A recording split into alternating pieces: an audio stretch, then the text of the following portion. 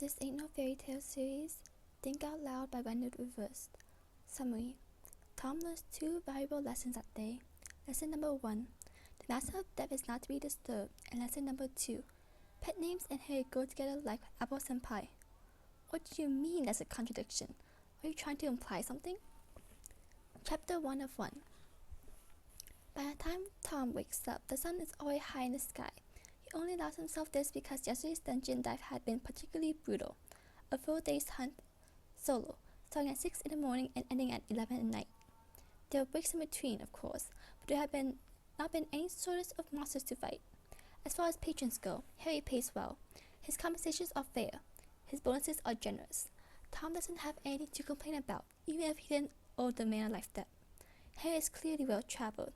He knows exactly what he's looking for, and all Tom has to worry about is fighting. He might as well have been called a bodyguard instead of an adventurer. That's quite alright. The dungeons Harry has been hiring him for have been getting progressively harder. He has an inkling suspicion that the man is testing him.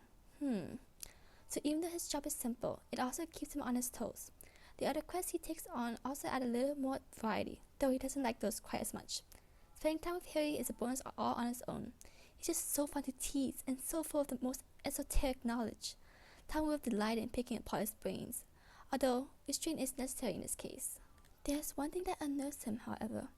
Tom cannot perform magic, but he is among the very few individuals who can see it. Normally, only other sorcerers can sense magic, and that is only with their own. Tom, on the other hand, has a much better passive sense. It doesn't take him any extra effort to see the movement of magic, and that's where he has an advantage. Harry's magic is, well, there's nothing that can describe it. He has never seen such fluidity before, such deadly efficiency. It's like comparing an apprentice to a master, and all other sorcerers are the former. He's not sure of Harry's specialization, but regardless, whoever he was before, he must have been a famous expert. Fortunately, adventurers are very good at finding famous experts. Not all powerful sorcerers work in the field, but it's likely they'll work with an adventurer at least once, if they had the right qualifications. And with how well Harry moves on the field, Tom thinks there's a pretty good chance he might have gone by another name. Any sorcerers Tom has come into personal contact with are eliminated from the list of possibilities. His goal today is to narrow down that list even further. The Kingdom of Scotia has a very expansive territory. Its capital, Hogwarts, is split into 4 districts: Gryffindor, Ravenclaw, Hufflepuff, and Slytherin, each with the size and populace of a city. Each district has its own concentration, though the residents are free to move between them without impediment. Gryffindor is home to the Adventurers Guild, and indeed has the highest percentage of adventurers as residents. Ravenclaw has a center of information, the Grand Library of Hogwarts. Hufflepuff was renowned for its crafting guilds, and Slytherin for its marketplace. Tom's destination is Ravenclaw District. The Grand Library is technically open to the public, though it requires identification and a fee. Fortunately, adventure cards count as valid identification. It's one of the many perks of being an adventurer. Of course, the less stars one has on the card, the less likely they are to be trusted. But Tom isn't starless anymore, which makes this a perfect opportunity to head to the library. If the Grand Library is a hovel, no architect would dare to call their building anything more than a pile of sticks. Even from several streets away, Tom can see its dominant frame loom above the other rooftops. 8 entire floors are dedicated to preserving the records of history. There really is no question why Hogwarts, specifically Ravenclaw, is considered to be one of the holy grounds for intellectuals across the land. The entrance is closed shut, but all Tom needs to do is press a light torch against one of the double doors and they swing open. He enters. There are no walls to be seen, only books. When he looks up, he can see the outer wings of a spiral staircase spanning 4 floors. The ceiling that separates the lower levels from the upper levels is a grand mural of a saintly woman. Tom knows this to be Lady Ravenclaw, one of the 4 founders of Hogwarts and the first librarian of the Grand Library. There is no possible way he can simply pick up a book and begin looking. Fortunately, no one expects anyone else to be able to do that either. One can simply ask the bookkeeper. True to his name, this is also why one must pay the fee too. Any attempt to open a book or remove it from his bookshelf will be denied elsewise. Tom pays the fee and asks the bookkeeper where he can find books on famous contemporary sorcerers with association to adventurers. At the very least, he'll have a starting point. Now, 3rd floor, 2nd quadrant. When he finally manages to triangulate his section, Tom notices that there's someone there already. It isn't too odd. The information certainly isn't esoteric, but most are looking for people without a name. The Grand Library is public though, so he says nothing and begins to browse the titles. After 2 hours and no closer than when he started, Tom wonders if he's even looking in the right direction. Is the intuition wrong and Harry isn't an adventurer? Maybe he's actually one of those hermit sages who lived in the wild, secluded from all other human contact. Young man, I can't help but notice you have quite the interesting selection of books. Tom looks up. It's the old man, the one who was here before he was. The man is fairly plump around the middle, wearing a suit with an integrated pattern. His head, practically bald, wrinkles as he raises an eyebrow. Looking for something specific? Tom smiles politely. Too specific without any detail, I'm afraid, he replies before turning back to his notes. He'd fully taken advantage of the library's automatic sorting, and he simply piled up the books he thought would be relevant. After exhausting one, he'll place it back into the bookshelf and watch as it magically rearranged itself. He'd chosen books about alchemists, healers, and adventurers, sorcerers who would normally not mix. Tom is doing thoughts blind, he knows, but there's little else to do without a lead. Perhaps this old man can help, if you like, the man continues. Tom mulls it over in his head. There's really nothing to lose, and his test is innocent enough. There is no reason to suspect this man of anything. I'm looking for an accomplished sorcerer who probably has a specialization in alchemy, he says, and he knows that statement alone is incredibly vague. Alchemy has multiple branches, and an accomplished sorcerer could mean any sorcerer in this section, probably an adventurer or who has gone on quests before. The old man strokes his chin thoughtfully. An alchemist adventurer? Why, the first and only name that comes to mind is Albus Dumbledore. But I suppose that isn't who you're looking for, is it? No. Well, they are quite unusual. You said probably a specialization in alchemy? Is there any other criteria? Tom considers it. Magic, he finally says. His skill in controlling his magic must be unparalleled. No matter what specialization he calls his own, he will stand above all other sorcerers in that field. I'm certain of it. The old man's eyes light up. A contemporary sorcerer? Yes. Then perhaps, if your was not a bluff, have you tried looking for heroes? The suggestion startles him. Heroes? Tom echoes. He's never given much weight to that title. Heroes. If they're strong, who respect the strength, but credibility based on the word, the title, the claim, hero? To Tom, that's practically a swindle of the mind. They happen to be my specialty, the man replies, with a smug grin. Though I admit I am quite biased. Before Tom can say a word more, the man leaves the section and comes back a moment later with a book in his hand. Here we are, he says, taking a seat beside Tom on the side without a stack of books. The Hero Kings, it reads. Exactly the sort of frivolous title Tom would pass by. When the man opens the book, Tom's sight instantly lights up. Its pages practically breathe magic, like mist spills forth, drifting onto the table and falling to the floor. But Tom, accustomed to seeing things no one else sees, ignores it and keeps his eyes trained on the pages. It won't do for anyone else to know. He's heard of these books before. They're self-updating, which means they can be added to even after publication. Naturally, the magic behind this is complex and not available to every publisher. Mostly only master records for large powers are made with this capability. Yes, right after the rule would be... The old man stops flipping. On a page is a portrait of Albus Dumbledore, moving as he waves his hand over a cauldron. There are several paragraphs below the picture that Tom assumes continues on the next page. You can filter out non-magical heroes for sorcerers. Perhaps then you'll find who fits just such a description, he suggests. A sound idea as any, Tom replies neutrally. They search. After Dumbledore comes the other 3 world-saving heroes, Gallic Grindelwald, Olympia Maxime, and Igor Karkaroff. The old man gives an enthusiastic description of each. Sometimes so enthusiastic that Tom has to redirect him. He assumes it's only for the big 4, popular and contemporary as they are, but the old man does in fact specialize in heroes, and continues the trend for several more. They nearly end the book without finding a clue. All the portraits depicted are accurate, and none look like Harry, even when the descriptions could match with a little imagination. Finally, the man turns to the page for the last written hero, instead of a handsome or rugged visage, as was common if the previous pages were anything to go by. Tom is surprised to see a figure completely draped in a black cow-neck cloak. Even the width of his shoulders is ambiguous. The motion of wind billowing through the cloth does not help in the least. Ah, yes, the old man sighs. A very recent addition, but one of my favorites, I must admit. This is a infamous Master of Death, who rose only within the past 10 years. Normally, that would not be enough to get him written into the book, but, well... The Master of Death, the name is familiar. He was part of the party who defeated Raxidian, Tom murmurs. Indeed, answers the man. The Dementor Lord was a terrible, evil wizard who planned horrific things, and he was certainly powerful enough to do them given the time. But the party was assembled quickly, and so, fortunately, most of the world is free from the knowledge of his wrath. Thus, this book does not record most of the members of that party. The old man chortles. I'm guilty, I'm guilty. I find that Vaxidian is important for one other thing, and that is shooting the Master of Death to fame rather than infamy. Such a sorcerer. I'm sincerely glad he was not recorded down in history as a villain. I'm afraid I'm not too familiar with him, Tom admits. No? He's quite a famous adventurer. No news has been heard of him for a year by now. But that is not too odd. He might be on another long quest, yes. Many desire his strength. The man sighs. I am a fan. I believe he is at the pinnacle of sorcery. No other can claim to perform the feats that he has. Forget genus, prodigy. His specialization? Unknown is a prompt reply.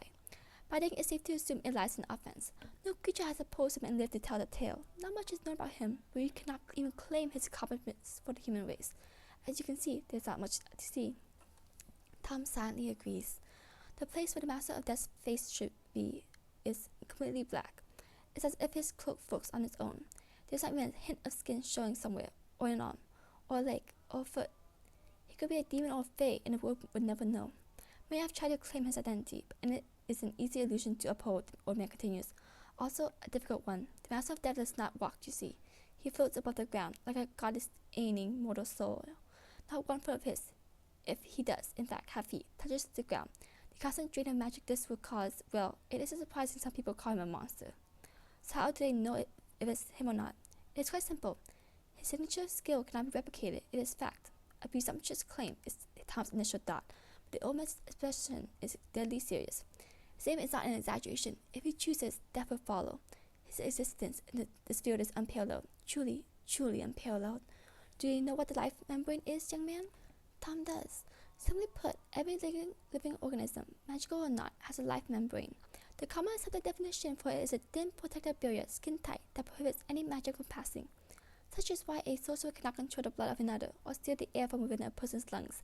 The life membrane prohibits them. It also causes quite the trouble for healing arts. Wounds that can be seen are fine. They're external, and so magic can still repair them. However, internal injuries are a healer's worst nightmare, and disease or sickness is near impossible. That's why potions have a place in the market. They can do what a healer cannot, treat wounds that cannot be seen from outside. The Master of Death, the old man begins, is the only known sorcerer in the world, no, in history, to be able to pierce the life membrane. Such a feat would be impossible and obvious if done. Tom stares down at the page, watching the portrait play and repeat. The clue that seemed to only obscure now appears daunting, like the tallest mountain in the world. If he could pierce the life membrane, the Master of Death could pierce the life membrane. There would be no defense he could not pass. He could kill with but a thought. Anyone who would meet him would know that they were meeting with a man, a creature, who could kill them in a blink of an eye. It's absolutely terrifying. No one knows how he does it, the old man says. He's a mystery. Perhaps he will be history's mystery, a wonder of the world, long after he passes, and that is why he interests me so. Consider it a scholar's curiosity. I will not fault you that, Tom remarks. As terrifying as it is, it sounds so fantastical, so surreal. Breaking the life membrane? It's impossible, and that's fact, or it was fact, until the Master of Death came along. Oh my, look at the time. I feel I'm late for an appointment. The old man stands up. I hope you find who you're looking for. I haven't introduced myself, have I? My name is Horace Slughorn. Thomas Scott, Tom says, shaking his hand. Tom, for short. Thomas, Tom, a delightful chat. I'll remember you. So few adventurers come to the library these days. It's good to see one with intellectual pursuits. Well then, farewell, Tom. Till next we meet. Slughorn rattles off, leaving Tom to glare at his back. He never told a man that he's an adventurer, so how did he know? Life in Hogwarts is the calmest life his life has ever been. It is, in part, because no one knows who he is here. He also thinks it's because of Harry. Harry, his benefactor, the one who rescued him from the brink of death. Tom was as good as dead then. He had ordered his followers, at least those who were still alive, to flee, to find life anew elsewhere. He had tricked the more stubborn fellows, and then embarked on the path to Hogwarts, where he saw the slimmest chance of life. He wasn't going to make it. Tom had known this deep in his bones. He had succumbed and awaited silent, pathetic death. Next he woke, Harry was there, the closest thing to an angel Tom had ever seen. He owes him. Tom owes him the life debt, yes, but he also owes him so much more. Harry is unlike anyone who's ever been met. Powerful, capable of great things, yet seeking none of them. Tom wants to take that saintly chest life in his hand and create it beside his own. Harry's soul is not meant for the mortal gaze. Tom's sure of it. Is it right for him to snoop? Is it right for him to dig for details of life Harry surely wants to hide? It certainly is not right. but Tom can't see it as entirely wrong either. Wherever that life was, it's part of Harry. It was part of Harry when he lived it. It's still part of him now after he discarded it. That's what he was so good at, remembering things he don't want to remember. Hi, Tom, Harry says. Tom looks up. Harry isn't even looking at him. Well, he supposes he is the only person to come in after closing. He wonders if he should tell Harry to reinforce his lock with magic. Picking it really is far too easy. Evening, Harry, he greets in return. The smile that has been near absent the entire day sneaks its way back onto his face. Still cleaning by hand? I'm not supposed to be a sorcerer, Tom. In public, Tom corrects. Exasperated, Harry turns to give him a look. It's the principle of the thing, he argues. Besides, I don't want to leave any magic residue. Enough of that builds up in the back. Harry sags in defeat. The sword is getting more popular. Suppose I'll have to add some defenses to it. Bit of a pain in the ass, though. I'll need to hunt down a proper stone. Don't want to buy one. They're a total rip-off. Besides, some deals are so shady these days. Tom laughs softly and sneaks up behind him, draping himself over Harry's much smaller body. Sounds like you need to hide an adventurer. Sawed off. Tom does not, in fact, sawed off. That's how it generally is with Harry. Anything to do with magic, he usually wants to do it himself. His argument is that he gets a better deal than that way, and get him really started, and he'll practice on and on about how, exactly, the price is inflated by at least 500%. It both amazes Tom makes him wonder, what is Harry's specialization? Harry, he asks. The formation of a dot lingers on the very outskirts of his mind. Asked Harry, head buried in his arms. Do you make potions here? That's right. Tom's walked in on Harry at nearly every hour of the day by now, and he's never seen him brew potions before. He's sure they're being made. Hedwig sells hundreds of them a day, and on the dungeon runs, Harry always stops to pick up plenty of potion ingredients. Tom's just never seen those ingredients be used or sold. He's not even sure if Harry owns a cauldron. Nah, he says, I don't have the patience for potions. I ship the ingredients off to an apothecary and get a custom order. They give me a good discount. Tom's heart beats just a little bit faster. He's always thought that Harry cured the poisonous wound with a potion. That's the obvious answer, because by then the potion had spread to every corner of his body. For what he knows of healing arts, they shouldn't have worked because of the life membrane. He thought Harry had made a pureless potion, so he assumed he was a potioner. Potion making is, after all, a subset of the alchemic arts. It fits with his tendency to create things, but they can't apply if Harry doesn't make his own potions. The only thing left is healing arts, which couldn't have worked. Then again, his wound was technically an open wound, and those could definitely be healed with magic. Tom isn't a sorcerer, so he's definitely not a healer. He can't say for sure how that interaction will go. The Master of Death is supposed to be the only sorcerer capable of piercing the life membrane. After Slughorn left, Tom did a little more research on him. Witness after witness reported the exact same thing. There's no denying it. The Master of Death's unique skill is real. However, other reports were only of offensive uses, the exact opposite of healing arts. So it's possible either way. No sorcerer has a dual specialization in two opposing arts. It can't be. Hey Tom, Harry says. How good are you against golems? Golems? Tom smiles coldly. A snail will give me more problems than a golem. Okay, good. Because I think we're going to have to go to the golem resting grounds. Ah, there it is. Harry never fails to surprise him. What for? Tom asks. Well, I need a warstone. If I'm going to go through all the trouble of making one, I might as well go for broke. The golem resting grounds have the best slabs. You can find better elsewhere. Well, at least in Scotia you can't. Point is, I hope you like golems, because there's going to be a lot of them, for obvious reasons. Tom gets most of Harry's explanation. Really, he does. Mostly is caught by how adorable Harry is when he rambles. They're just some pile of rocks, Tom says, regardless of the fact that many adventurers will have trouble against one golem, never mind a dozen of them, and forget a nest of them. We can go wherever you want to. Tom nods his head faithfully. Okay, I'll come by in a few days. The next batch of potions is coming in, and it'll be good to take some. Would you get off me already? About time, he noticed, Tom laughs, but obliges in favor of reading Harry's fridge. What for dinner, darling? He can hear Harry stumble at a pet name. It makes him grin wider. Who said you're invited? I am when I make half of it. With my groceries. Oh, is that what's bothering you? We can go shopping together tomorrow if you like. I actually would like that, you freeloader. Tom waits. Harry screams. Wait, no, that's not what I meant. He'll admit he doesn't know what home feels like, but if he did, he thinks it would be feel something like this. Notes. Oh boy, Tom. Oh boy. If only he knew. Misunderstandings aside, we will not be getting much of Tom's point of view. Only when things go down on his side when Harry's not there, so that's my disclaimer. Next time we get back to Harry and some shopkeeping business with Tom, present of course. I estimate that it will be a relatively longer one shot, so don't expect it within the next 2 days. A new recurring character will be introduced too. You're 100% allowed to guess, and I will 100% tell you if you're right or wrong. I'll be impressed if you get it right, to be honest. End of chapter 1 of 1. End of part 4 of This Ain't No Fairy Tale. End of Think Out Loud.